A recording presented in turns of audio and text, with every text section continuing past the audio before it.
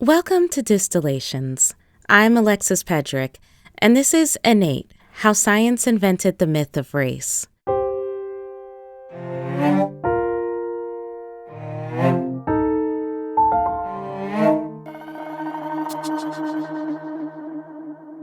We're at episode 10, The Mothers of Gynecology. And before we start, a content warning for our listeners. This episode contains descriptions of violence, as well as upsetting details about complications during childbirth and pregnancy. In 2017, Serena Williams gave birth to her daughter, Alexis Olympia Ohanian Jr., via C-section. What did you say when someone said that our little girl was going to win Wimbledon in like 15, 20 years? Not if I'm still on tour. In this clip from her documentary series, Being Serena, she's in her hospital bed, holding her brand new baby, joking around with her husband, and applying concealer under her eyes. Everything went great, and I put a little makeup on so I could take pictures with the baby. And I just remember getting up and I couldn't breathe. And I was like, I can't breathe. Like, I couldn't take a deep breath. I told the nurse, I can't breathe. I need a mask. So I put the oxygen mask on, and I started coughing because I couldn't breathe. It hurt so bad. And then my stitches broke. And I remember I was in the bathroom with my mom, and I was just crying, and she was crying. She's like, you just gotta breathe. And I was like, I can't breathe. And it was just really hard. After that, I remember being wheeled back to the operating room because they had to reopen my C-section and re-stitch it. And then they had to check for, blood clots and everything. So they were doing all these different tests, and everything was negative.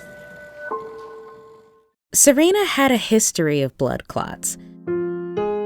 She'd previously suffered a pulmonary embolism, a blood clot that blocks the blood flow to an artery in the lung. It usually starts in a vein in the leg, and it can be fatal. When she found herself struggling to breathe, she was sure she had another one, so she told a nurse. And that nurse dismissed her, saying she must be confused from all of the pain medication. But Serena knew something was wrong. Doctors did run an ultrasound on her leg, but it showed nothing. I'm like, listen, I need you to run a CAT scan with dye because I have a pulmonary embolism in my lungs. I know it. I've had this before. I know my body. They ran the CAT scan, and sure enough, there it was, a pulmonary embolism.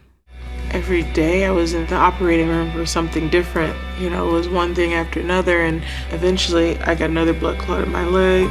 So the decision was going in for a third surgery where they put a filter in me that blocks blood clots from being able to get up to my heart. I was so healthy. My pregnancy was so easy. Like, I didn't have any problems. But unfortunately, once I had the C-section, everything from there was pretty much a nightmare.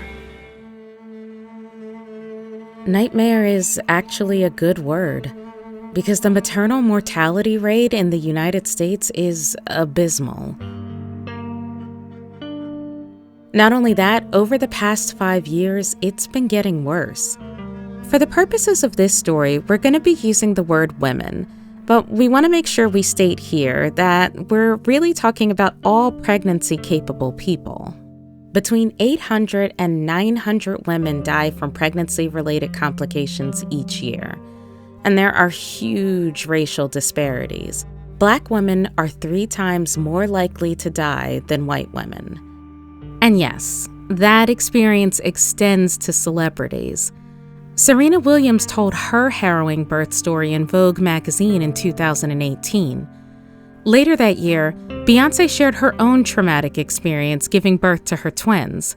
Here's Monica McLemore, a professor of nursing and public health and self-described anti-racist birth equity scholar. She tells the story of these two superstars often. But when you think about Serena Williams and what happened to her and Beyonce, I always like to remind people of a couple of things. Number one, they both lived, they both survived their pregnancies. Survived and thrived. Serena competed in the French Open just 9 months postpartum, and Beyonce headlined Coachella less than a year after her twins were born. They were two of the lucky ones, but they're also part of another statistic. And they are what we call near misses. So again, if the deaths are between 800 and 900 every year because of pregnancy complications, we estimate that there are 50,000 near misses. And that's an underestimate. And those are the pieces that we also need to be talking about as well, because in my opinion, we've seen that those are the areas where we could intervene, had we intervened sooner, that we might have mitigated some of those traumatic birth experiences. Experts think about half of these fatalities and near misses are preventable. When we started working on this episode, that statistic about Black women being 3 times more likely to die came up a lot. And then our senior producer, Mariel Carr, came across a new book by an obstetrician named Monique Rainford. It was called Pregnant While Black: Advancing Justice for Maternal Health in America. And she phrased that statistic a little bit differently. It wasn't just Black women are 3 times more likely to die. It was, quote, if she is described as Black, she's 3 times more likely to die from her pregnancy than if she is described as white. That was definitely intentional. Monique wanted to be clear. There is nothing innately wrong or flawed or different about Black women's bodies. The genetic differences within races are actually greater than between races.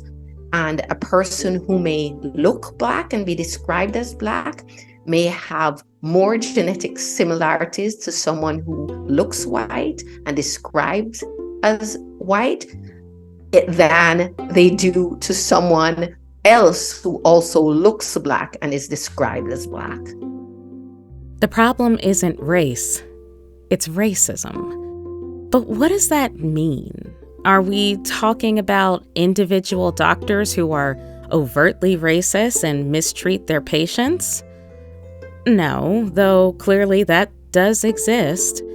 What we're talking about are the things that fall between systemic racism, the policies and structures throughout society that harm people of color, and implicit bias, a kind of unintentional but still harmful kind of discrimination and judgment. So that's where we're going to take you for this last episode, into the causes of this harrowing statistic. And to do that, we're going to introduce you to 8 women, 2 of whom you've already met, who have been working on this problem for a long time. They're going to help us understand how we got here, why it's so complicated, and what we can do about it for the future. Chapter 1: The History of Gynecology. History's not just what we do, it's also a good place to start. The field of gynecology has a pretty well-known history, but we wanted to think about it in terms of this specific issue. So, we went to historian of medicine Deidre Cooper Owens. She's the author of Medical Bondage: Race, Gender, and the Origins of American Gynecology. The development of American gynecology had deep linkages to the institution of American slavery, but so much was happening in the slaveholding South, largely because of access to enslaved people's bodies. Her book covers a man named James Marion Sims, who's often called the father of American gynecology. He also invented the speculum, something half of our adult population is still intimately familiar with today. Now, these accomplishments have improved the health of countless people, no doubt, but they relied on exploiting and abusing the bodies of enslaved women who did not and could not give their consent. And before you go thinking we're going to chalk this whole issue up to a lone bad guy, we're not. I mean, if you've been listening to this whole season, you know that Sims wasn't uniquely evil. He is just representative of a structure that had already been in place. It was the nature of 19th century medicine. They're robbing the graves of paupers and criminals and enslaved people. In the South, you have this almost 4 million person patient population or possible patient population. In a small hospital on his property near Montgomery, Alabama, Sims spent 5 years performing experimental surgeries on enslaved women who he leased from their captors. They have no real autonomy. They don't have ownership over their bodies. So what the doctors are really doing, they're asking the owners, hey, can I remove Betsy or whomever from the farm or the plantation so that I can bring her to my hospital or my office to fix her? We know the names of at least 3 of them: Anarcha, Betsy, and Lucy, though there were about 9 more unnamed women. Sims performed 30 surgeries on Anarcha alone. The field of gynecology was dependent on slavery, and slavery was dependent on medical science. Doctors in the South were indispensable to the institution of it, especially during the mid-1800s, when the international slave trade had been abolished. Black women's bodies are the vessels that perpetuate U.S.-based slavery. Medicine becomes a part of that when you start to have the professional growth of slavery. So sometimes my students are really shocked when they find that there were slave management journals. Most of the questions that came in, and many of the articles written in these plantation management journals, were about how to keep enslaved people healthy, but more importantly, how do I ensure that my enslaved woman has a healthy and successful birth? It takes up so much space in those journals. So this is the world that Sims is working in.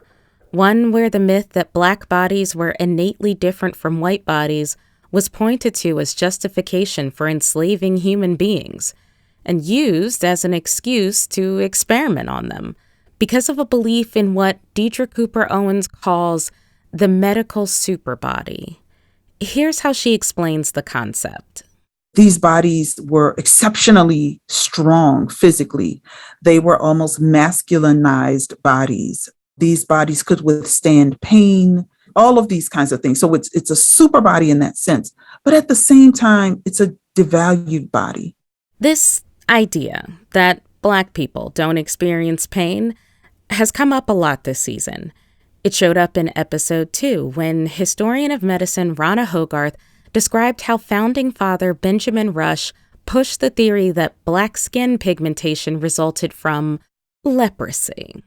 Yes, this was an article back in 1799. There's this sort of arresting passage by Rush, actually, where he talks about Black people being insensible to pain, right? That they don't seem to suffer as much. And even Rush didn't invent this idea. He was just repeating what another doctor in Jamaica had observed. That doctor wrote, quote, "They bear surgical operations much better than white people, and what would be a cause of insupportable pain to a white man, a Negro would almost disregard. I have amputated the legs of many Negroes who have held the upper part of the limb themselves," unquote. It's horrifying. And as the scientific literature proves, it was a myth with staying power. Fast forward to James Marion Sims performing his experimental surgeries, and it's not surprising that he writes of patients withstanding abnormal amounts of pain, not seeming bothered, etc. But here's the catch. It was obviously not true. Deidre Cooper Owens found that fact hiding in Sims's own records. She uncovered the real experience of the women between the lines. So there might be a sentence or two that talks about how this patient resisted, and they had to be further restrained so that the surgery could go on. And I'm saying, wait, if there was a medical and scientific belief that Black people didn't experience pain, why restrain them? And so the words say one thing, but the practice says something entirely different. So they're restraining Black patients just as they do white patients, right? They are trying the same surgical methods on Black patients as they do white patients. The only difference might be they don't give Black people the benefit of the doubt when Black people are saying this hurts, or they don't give them pain relieving medicines. those kinds of things because of this sense that Black people are not truthful, but also Black people don't experience pain in the same ways and that they can manage pain, right? And so what I wanted to do was to show how we could also read against the grain when we center the lives and the perspectives of Black women. Sims's experiment perpetuated slavery by keeping enslaved women's reproductive systems functioning. But there was another huge reason for his work. When they find these cures, they are treating all women, and that includes white women. He was perfecting the surgical procedure for white women, which maybe makes you wonder, if Black bodies and white bodies were believed to be so different, how is this logical? There is so much racial fiction, but also hypocrisy. You know, when I first started giving talks, a lot of the students and people in the audience, they're just like, it doesn't make sense. They're using Black bodies to cure white bodies. Ultimately, these folk have to know it's false. I'm like, of course they do. Despite all of the scientific and medical beliefs about Black people, they ultimately know that if they cut open a Black woman's body, right, they're going to find not a Black cervix, not Black fallopian tubes. They're going to find fallopian tubes, and they're going to be human, human fallopian tubes, human cervixes, all of those kinds of things. So they understand that they are still practicing on humans who are the same, who are identical to white women, but they have to write a narrative that bends and fits into a segregationist, anti-Black point of view. So this is entirely a space where these folk are governed by anti-Blackness every step of the way.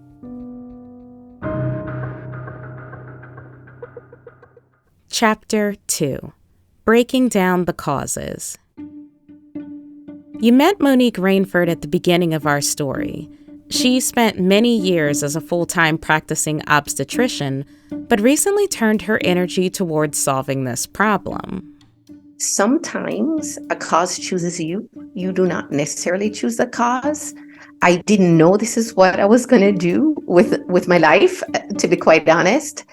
However, fast forward 2016, 2017, I began to learn more of the causes. And then, knowing all I knew about obstetrics, knowing all I knew about delivering care, knowing all I knew about improving outcome, I felt an internal push to try to learn more about it and try to do something about it. Monique was in medical school at Harvard in the 1990s when she first learned about the disparities between Black and white maternal health. I was told that it was related to economic factors. It didn't quite make sense to me because that just didn't seem like the whole story. She remembers being shown a statistic that said things were worse in the U.S. than they were in Jamaica, where she was raised. And I knew instantly that it couldn't just be about economics because Jamaica is a developing country. And if it's about poverty, it could not be that in a developing country, it would be better if it were only based on poverty alone. Monique was right. It's not just about socioeconomic status. Serena Williams and Beyonce make that point clear. And Monica McLemore, who you also met at the start of the episode, has proven it in a study she conducted called the Giving Voice to Mothers Project. It surveyed more than 3,200 people in all 50 states. The things that protect other, racial groups are not protective of Black women, regardless of socioeconomic status, regardless of education, regardless of income. That risk of dying or being a near miss during pregnancy and childbirth is equitable. And that really led us to ask some very important questions. Okay, well, if the risk is equitably shared, then what's the common characteristic or what is the common cause? And a lot of people wanted to point to us and say, well, there's something genetically wrong with Black people, that this is happening to them. In the qualitative work that we conducted and in the survey work that we did in the Giving Voice to Mothers project, Black skin does nothing except overexpose people to racism. We said it once, but it bears repeating. It's not the race, it's the racism. But let's break that down, shall we? Cause number 1, the pain myth. Confession. We didn't just start with Sims and the history of gynecology to give you context. We also wanted to establish a timeline so that when we give you this next date, you can count backwards past Sims, past Benjamin Rush, and the decades and decades of medical literature before Rush to see how long this myth has endured. Are you ready? 2016. That's right. Racial myths baked into the system hundreds of years ago still impact healthcare today. And that year isn't arbitrary, it's the date of an actual study. Here's Kelly Hoffman, the behavioral scientist who led it. Racial disparities in health and healthcare have been pervasive for a very long time. And in the area of pain management, they're particularly stark. So Black patients are systematically undertreated for pain relative to white patients. Kelly Hoffman and her co-authors wanted to drill down and figure out why this was. Like the racial disparities in maternal deaths, access to healthcare has been pointed to as one explanation. But this study focused on something else. This idea that people don't recognize the pain of Black patients and therefore they don't treat it. They surveyed medical students and residents at the University of Virginia, separated out by race as well as lay people. We wanted to examine whether people with and without medical training hold these kinds of false beliefs about the Black versus the white body. So beliefs that Black people's skin is thicker than white people's skin, or that their blood coagulates more quickly. There was also this one, that the nerve endings of Black people are less sensitive than the nerve endings of white people. And then we showed them case studies about a Black patient and about a white patient. And we asked them, how much pain is this patient experiencing on a scale from 0 to 10? And then we also asked them to write in what would they recommend for treatment for this pain.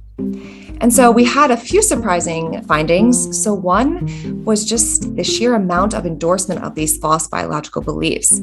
More than half of the white medical students and residents held at least one false belief about biological differences. So that Black bodies are just different than white bodies. And moreover, that predicted racial bias in pain perception and treatment. So people who more strongly endorse these false beliefs thought that a Black patient would feel less pain than a white patient, and they were less accurate in their treatment recommendations for the pain, right? And so this was evidence that not only do people with medical training have these false beliefs about biological differences, but that it may be contributing not just to perceiving the pain of a Black patient differently, but to also treating them differently. And this plays a part in Black women's birthing experiences. Monica McLemore has found in her research that Black women were more likely to experience failure in their pain medication and have providers ignore their pain and anxiety.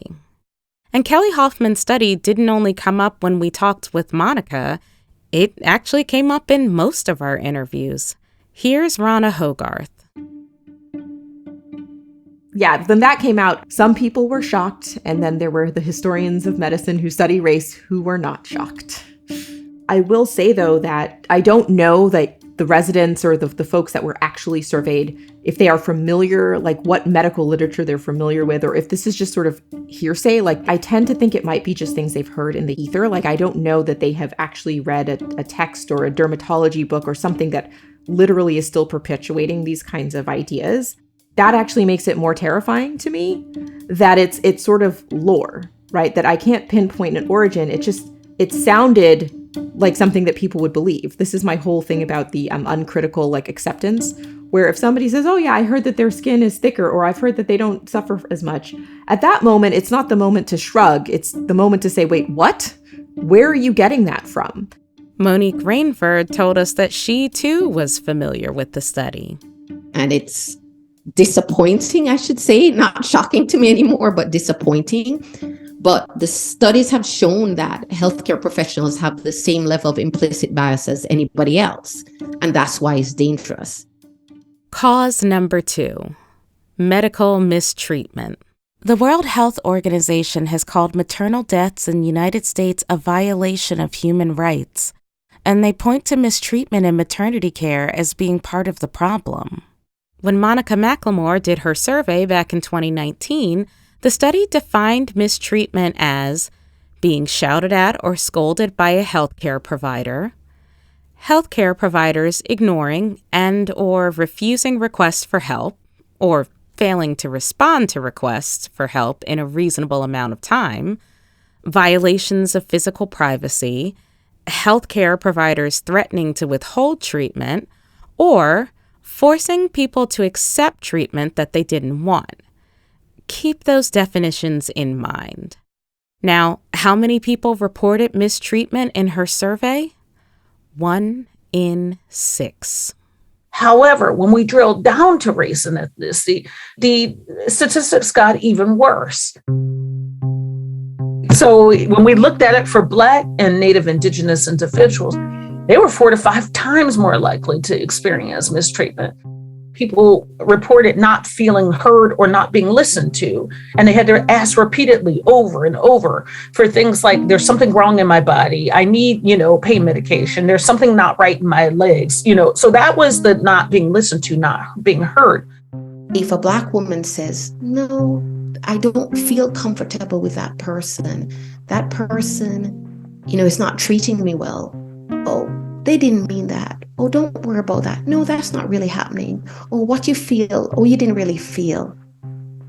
And the people who say that, they don't mean to be harmful, but they don't recognize it, and they can't recognize it sometimes. And that's some of the nuances, I'd like to say, of implicit bias. Sound familiar? Serena Williams had to demand that CT scan. The nurse was dismissive at first. Still, she survived. A woman named Shalon Irving wasn't so lucky. This is Monique Rainford giving a TED Talk in 2018. Shalon is who I would call a superstar. She was a lieutenant commander for the U.S. Public Health Service Commission Corps and an epidemiologist for the Center for Disease Control and Prevention, the CDC. She earned 2 master's degrees and a double PhD. But Shalon also had a dream of becoming a mother. A dream that, despite many odds, came true. And after a risky pregnancy, she had a safe cesarean delivery of a beautiful baby girl, Soleil. A week after she went home, Shalon developed a wound complication. It was missed by the first doctor she saw, but another one caught it and treated it. Still, she kept feeling sick and was seen by doctors 4 times. On 2 of those occasions, her blood pressures were so high that according to the American College of Obstetricians and Gynecologists, they should have been treated with urgent hypertensive therapy. They weren't. On her last attempt to get help, a nurse practitioner sent her home with a prescription for blood pressure medicine and said, "There's nothing we can do. You just have to wait. Give it more time." The only time she got was 5 more hours that evening and 4 days on life support. She was only 36 years old. The autopsy revealed complications of hypertension, a big cause of postpartum deaths. This is her mother, Wanda Irving, in a clip from NPR. She thought they were not paying attention. She did indicate that, yeah, Mom, they never listened to us. If doctors and nurses had listened to Shalon and admitted her to the hospital, she would still be here today. And it makes us think about Serena Williams. What if she wasn't a famous superstar? What if she wasn't known throughout the world for her physical abilities and her knowledge of her own body? Would her medical team have listened to her? Would she have made it? Now imagine how arrogant you have to be. If you are a, multi-million-dollar world-class athlete who makes your living from your own physical conditioning. Imagine how arrogant you have to be as a clinical health care provider not to listen to that person. Both Serena Williams and Shalon Irving were successful and educated. They got the care at the best hospitals. People couldn't point to their stories and make up socioeconomic excuses anymore. I think it sort of was a wake-up call to a lot of people when their cases got publicized. This is Arlene Geronimus, a public health researcher we're going to hear from more in a bit. I think that catches the public's attention and really does sort of say, wait a minute, we've been thinking about this too stereotypically and too simply. The flip side of being denied care is getting unwanted care, being coerced into something that wasn't part of your birth plan. And a glaring example of this is also a contributing factor to pregnancy complications and death. Cause number 3, C-sections. While generally speaking, as obstetricians, we think we can deliver you safely with a cesarean section, we are exposing a mother to more risk, and those risks can be fatal. Risks include excessive bleeding at delivery, which potentially requires a hysterectomy. There's also uterine rupture, wound complications and infection, and complications of anesthesia and surgery. And like all other maternal health risks, African American women are worse off. They get more C-sections than white women, even when they have no identifiable risk factors. When we look at the Black Belt South, places like Louisiana, Alabama, Georgia, Black women's bodies are still disproportionately being used by physicians for C-section surgeries. So literally from the 1830s until 2021, these states that have huge Black populations, I'm talking about 30%, 40% plus, their bodies are being used in the same ways that their foremothers were being used in the 19th century. And so that means the 19th century, the 20th century, and we're now in the 21st century. And the stats have not changed very much. I think the longer legacy, if we put the past and the present together, is when we think about the ways that Black women's bodies have been used, and I might say boldly abused in obstetrics and gynecology, is based on some of these older ideas. Something called a VBAC calculator has contributed to some of these excess C-sections. VBAC stands for vaginal birth after cesarean section. And the calculator isn't a physical tool, it's basically a questionnaire. If you've already had a C-section and want to try and have a vaginal birth, you answer questions about your age, height, weight, delivery history, and then whether you're African American or Hispanic. It tallies up your answers into a score, and checking African American or Hispanic can result in a significantly lower score, which meant the likelihood of a successful vaginal delivery was lower. And so if you think going in as an obstetrician that, chances aren't that good, you may give up quicker. If you think the chances are really great, maybe you try a little harder. And so you can see how that could have been part of the reason why Black women have a higher cesarean section rate. Just one part of it, because it's complex. Everything is complex. Everything has multiple factors. But why Black women have higher cesarean section rates than white women in America. There's good news, though. In 2021, race was removed from the calculator, in part because of a study by an obstetrician named Shaquilla Faulkner. She found that almost half the Black women in the study had unfavorable scores when they listed their race, but only 12% of them did when they didn't include it. Why was race there to begin with? It's not clear. Maybe I can say this: garbage in, garbage out. So if the stuff is biased, then the tools will be biased. If the input is biased, the tools will be biased. Beyond VBACs, Monique Rainford has some theories about why Black women get more C-sections, and they're informed by her experience as an obstetrician.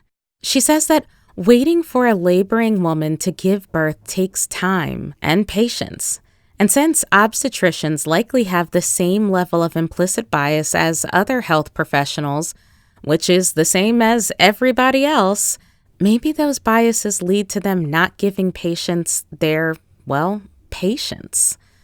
Maybe they encourage them to have surgery too quickly, or maybe, she says, a lack of connection or trust leads to the patient herself to choose a C-section because she just wants the baby to arrive safely. Which leads us to our next cause. Lack of trust. As an experienced Black obstetrician, Monique Rainford has a lot of patients seeking her help. I get emails, I get requests. Do you know any Black obstetricians? Thankfully, I know a few I can refer to, but it's disheartening when Black patients say, I'm scared, I don't know who to go to. I'm getting care at a certain location and I don't feel heard. I don't feel they're addressing my needs. And it erodes trust, because if the person who's taking care of you doesn't believe you, then how can you believe them? The best situations are when the patient and I have a relationship where we're working together to ensure that the care that's delivered to them is great quality care. And they value my opinion, and I listen to them and value what they have to say. And we try to get the best outcome. When that trust is violated or not even built, that compromising care. Studies have shown that both mothers and babies fare better when they have a Black doctor or midwife, which is kind of good news. Only there's a problem. There are not enough Black obstetricians in everywhere that Black women need them for Black women to have a Black obstetrician or a Black midwife. There's just not enough at this point. So on the one hand, we want to train more Black obstetricians. We want to and need to train more Black obstetricians. We want to need to train more Black midwives on the one hand. But on the other hand, we also need to ensure that regardless of race, that our obstetrician or midwives are culturally sensitive, because I know for sure that there are many non-Black physicians who can deliver the kind of care that Black women need. This is Wangoy Moy Guy, a historian of medicine, race, and gender. For over 300 years, midwives were the main source and providers of care. And many of these early midwives were Black. They were, they survived the horrors of the Middle Passage. And so as obstetrics is putting in place this sort of modern understanding of how to manage births, midwifery is characterized as backward. Even as studies at that time are showing that births attended by midwives resulted in fewer deaths. The reasons why are complex, but hearing how the care midwives delivered was different from obstetricians seems to offer some lessons we can still learn from. Midwives listen. They are there to help you through your misery and pain. They remain in the days afterwards, not only tending to the mother and the newborn, but also providing household support. And midwives also describe that their work continued until 2 weeks out. That investment, that time spent with mother, a newborn, a family unit, is a completely different level of commitment and attention than a physician who's probably measuring the time in minutes and hours and not in days and weeks. Today, there's a growing movement of Black midwives, and they do incredible work. And they're certainly part of the solution. But there aren't nearly enough of them, and they alone can't solve the problem. One reason is something called risking out. Midwives are basically trained to address low-risk pregnancy, basically, because midwives under guidance and with increased training can handle higher risk pregnancies, but basically they handle low risk. So what happens is, and this happens, I've read examples and know of examples, A Black woman enters the care of a midwife, but she risks out of it, meaning she becomes high risk and she has to leave the midwife and go to an obstetrician because of her risk factors. So midwives are very important, but they can't do everything. Risking out has to do with our next cause, weathering. We've spent this whole season telling you that race is not a biological thing. There's no Black hypertension gene, no diseases that Black people are innately immune to, no innate differences in pain tolerance. Race is not real. But racism? Racism is very real, and it turns out it can take a biological toll on the body. Monica McLemore's research has attached hard data to prove the mistreatment Black women experience during pregnancy and childbirth. Meanwhile, public health researcher Arlene Geronimus has shown how exactly that racism impacts health. She's just published a book called Weathering: The Extraordinary Stress of Ordinary Life in an Unjust Society. Stress is a very broad word. And, what one person calls stressful is very different from, the stresses that a soldier feels on a battlefield, or maybe not feeling the very same thing as a member of a deeply marginalized group feels on a daily basis for many different reasons. She coined the term weathering decades ago to describe how certain kinds of chronic stressors, things like poverty, hunger, abuse, and, yes, everyday racism one experiences being Black in America, how all of these wear the body down, accelerate aging, and lead to chronic diseases. Now, weathering doesn't only happen because of racism. It's also caused by other kinds of chronic stressors. In fact, studies have shown similar effects on parents of children with developmental disabilities. But the stress of racism is a big one. The physiology behind it is something that's actually a protective mechanism. It's called fight or flight.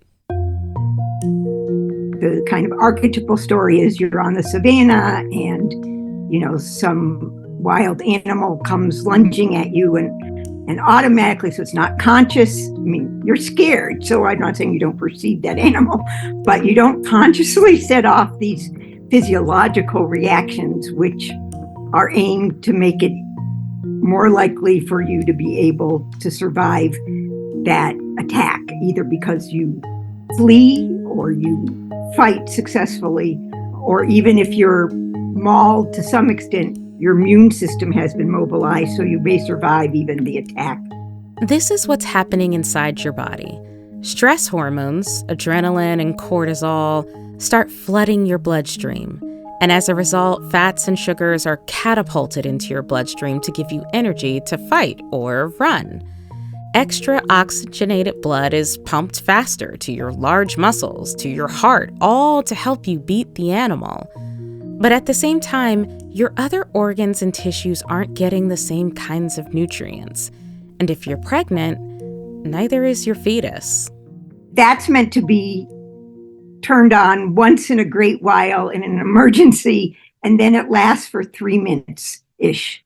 And then you may be dead, or you may have successfully fled or scared the raging beast away. So it's very protective in a true life or death situation. The problem is that this same mechanism is triggered over and over and over again by so many situations that do not involve a cheetah on the savannah. Maybe you're just going for a prenatal appointment, but you've dealt with all the negative treatment from a nurse in the past. Our bodies can react even when there isn't an immediate threat. There's just the threat of a threat. If you have reason from your past experience, like if let's say you are in the savannah and you've been mauled before, you're kind of making an unconscious, calculated, though, decision that this may be a false alarm, it may be a true alarm, but better to be safe than sorry.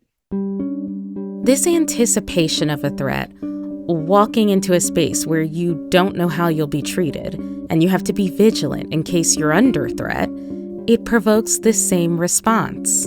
It's not even something we're necessarily conscious of.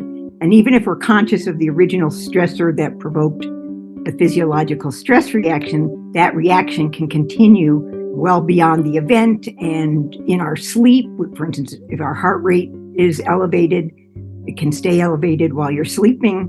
So it's sort of a chronic activation of this physiological stress response that's specific to being in a deplored or exploited and marginalized group. Over time, your organs start to feel the effects. Take your heart, which has been in overdrive from all of these responses. Your heart can get enlarged like any exercising muscle would get enlarged. The more it's exercised, by pushing the blood flow so strongly through your arteries, you eventually will get high blood pressure or hypertension. You can also start to corrode those arteries. Plaque will build up from the white blood cells that are constantly rushing. That plaque can become embolisms or heart disease or strokes. Your immune system gets dysregulated from all the false alarms. So maybe your immune system gets weakened, or maybe it goes on overdrive and you get an autoimmune disease. So you can see the ways that people who are in those marginalized groups are kind of made more vulnerable across their bodies, either because some of their systems and organs have gotten too much attention or others have not gotten enough. So you're kind of worn and torn everywhere for one of those reasons. As I see it, weathering explains a lot about why certain populations have so much worse health and across so many different diseases and conditions.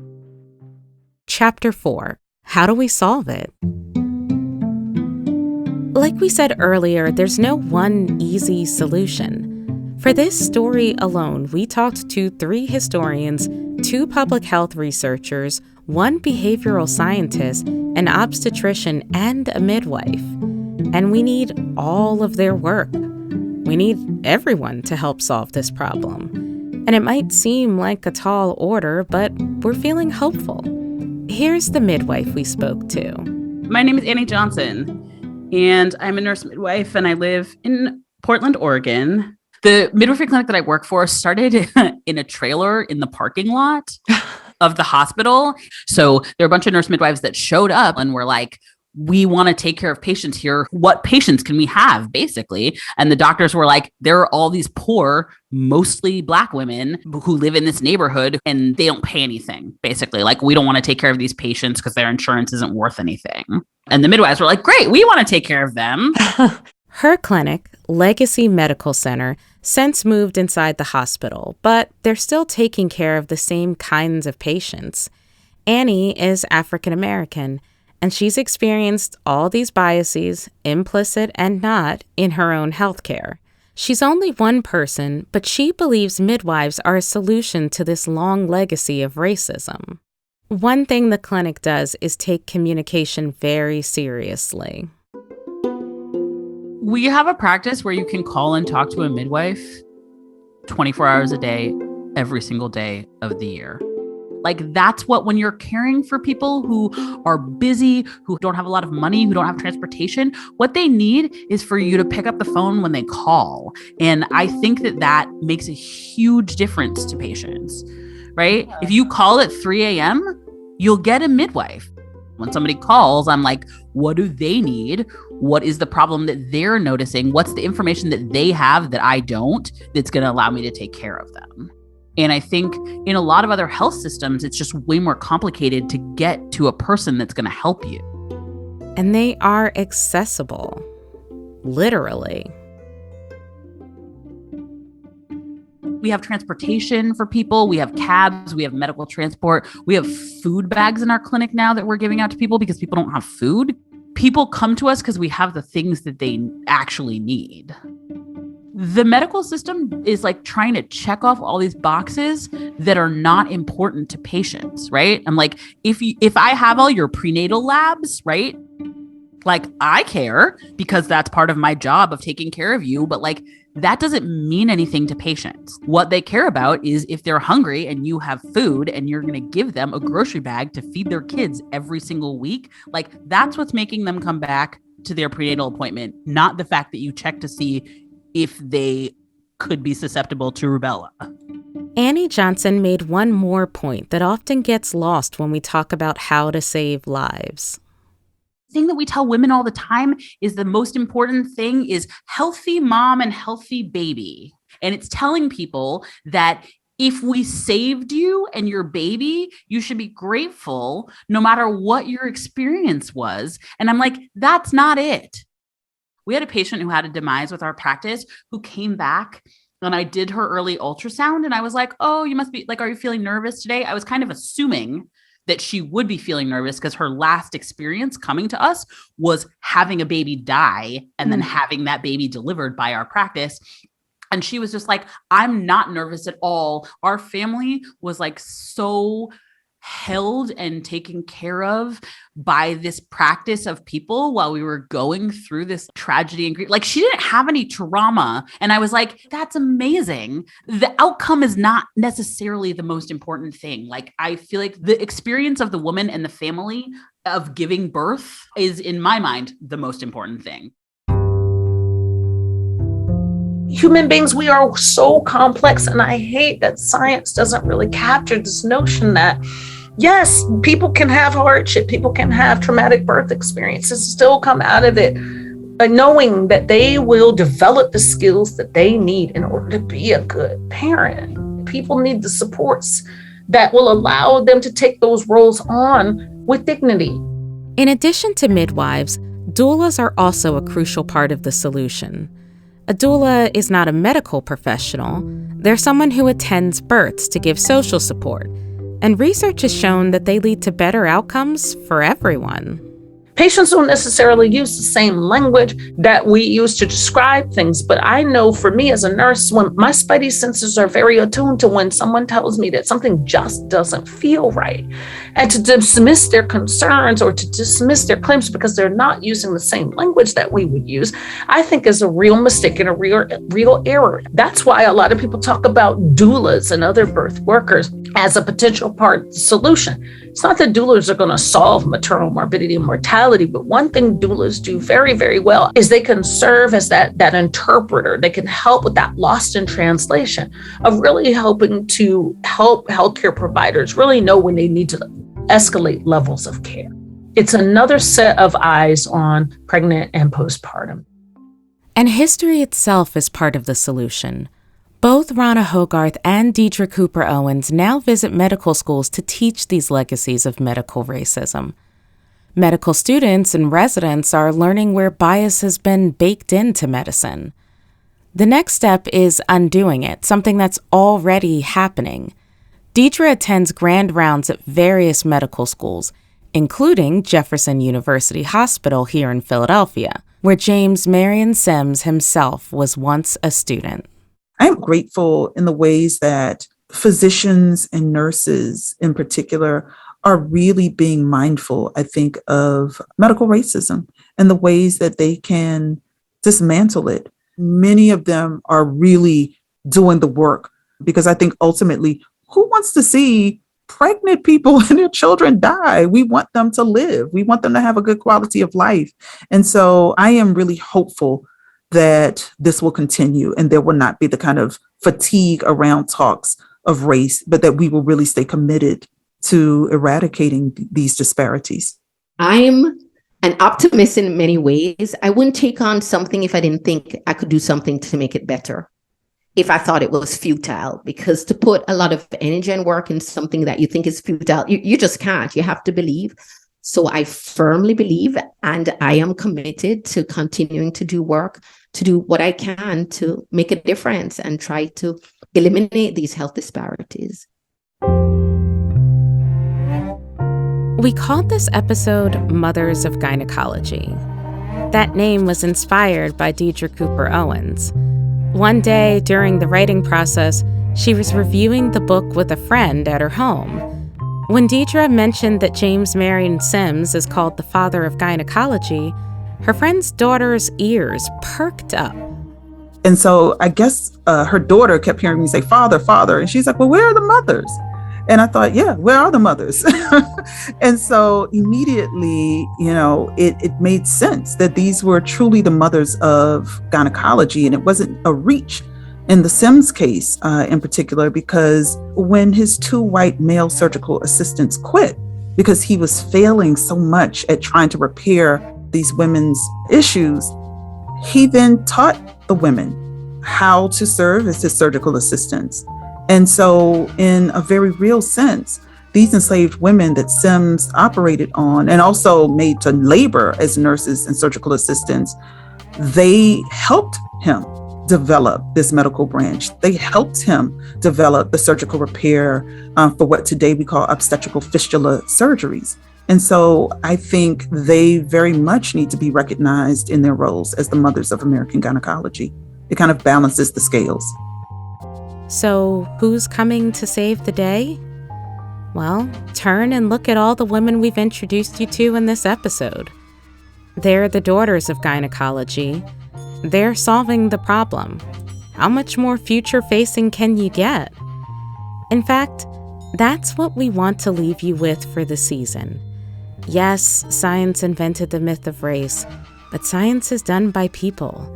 And when we make something, we can certainly unmake it. And hopefully, this will be a whole different world for another generation of children, of scientists, historians, researchers, podcasters.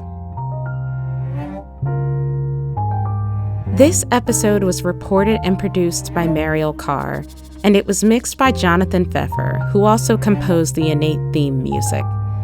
Distillations is more than a podcast. It's also a multimedia magazine. You can find our videos, stories, and podcasts at distillations.org. And you'll also find podcast transcripts and resource lists.